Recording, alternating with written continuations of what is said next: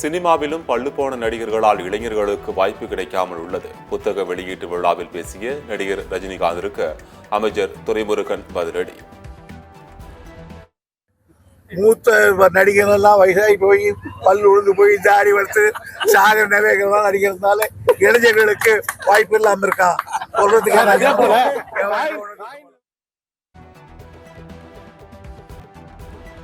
பெண்களுக்கு எதிரான குற்றங்கள் மன்னிக்க முடியாத பாவங்கள். குற்றவாளிகளுக்கு கடுமையான தண்டனை வழங்கப்படும் என பிரதமர் மோடி உறுதி.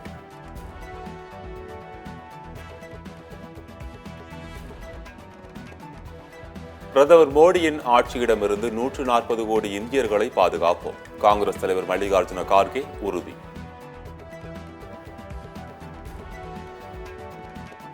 அதிமுக ஒன்றிணைந்தால் மட்டுமே வெற்றி பெற முடியும் என பன்னீர்செல்வம் திட்டவட்டம். அதிமுகவை எடப்பாடி பழனிசாமி பெரும் பாதாளத்திற்கு கொண்டு சென்று விட்டதாக குற்றச்சாட்டு.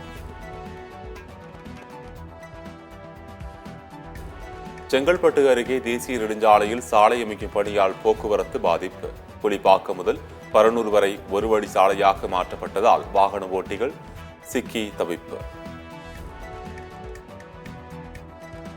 திமுகவை எந்த கொம்பனாலும் தொட்டுக்கூட பார்க்க முடியாது. மகத்தான சாதனையை முதலமைச்சர் செய்து வருவதாக அமைச்சர் மா சுப்பிரமணியன் புகழாரம்.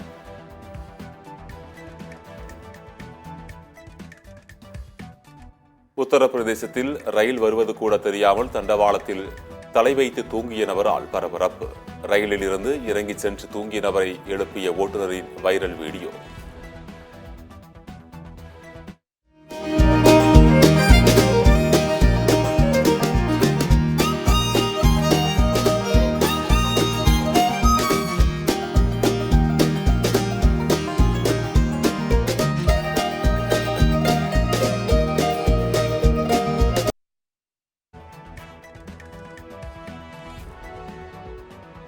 திருச்சி எஸ்பி வருண்குமார் குடும்பத்தினர் குறித்து அவதூறாக கருத்து தெரிவித்த வழக்கில் மேலும் 2 கைது. ஏற்கனவே சீமான் உட்பட 25 பேர் மீது வழக்கு பதிவு செய்யப்பட்ட நிலையில் தொடரும் கைது வேட்டை.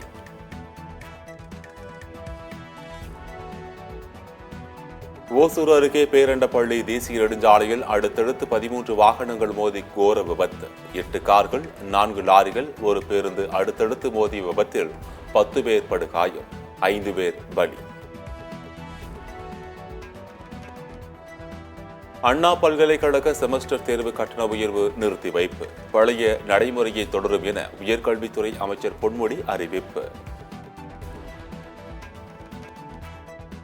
அதிமுக ஆட்சியிலும் ஊழல் என கூறும் அண்ணாமலை எங்களுடன் கூட்டணியில் வைக்கும்போது தெரியவில்லையா? உழைக்காமல் பதவிக்கு வந்த அண்ணாமலைக்கு மக்களை பற்றி ஒன்றும் தெரியாது என அதிமுக பொதுச் செயலாளர் எடப்பாடி பழனிசாமி விமர்சனம்.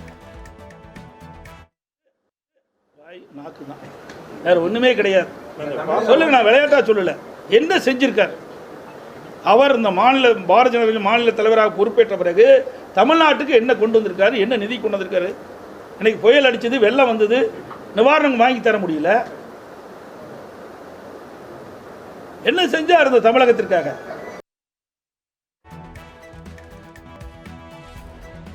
தமிழகத்தில் 7 நாட்களுக்கு மழை பெய்ய வாய்ப்பு. மண்டல வானிலை ஆய்வு மையம் தகவல். விலைவாசி உயர்வை கண்டித்து மத்திய அரசுக்கு எதிராக செப்டம்பர் 1 முதல் 7ஆம் தேதி வரை நாடு தழுவிய போராட்டம். இந்திய கம்யூனிஸ்ட் கட்சி முடிவு செய்துள்ளதாக அக்கட்சியின் மாநில செயலாளர் முத்தரசன் பேட்டி.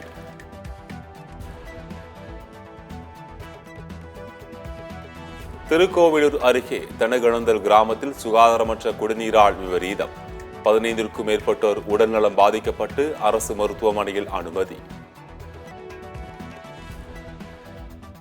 ஹிஸ்புல்லா தாக்குதலுக்கு பதிலடியாக இஸ்ரேல் தொடர் தாக்குதல். ஹிஸ்புல்லாவின் ராக்கெட் லாஞ்சர்களை வழிமறித்து அழித்து விட்டதாக இஸ்ரேல் ராணுவம் அறிவிப்பு.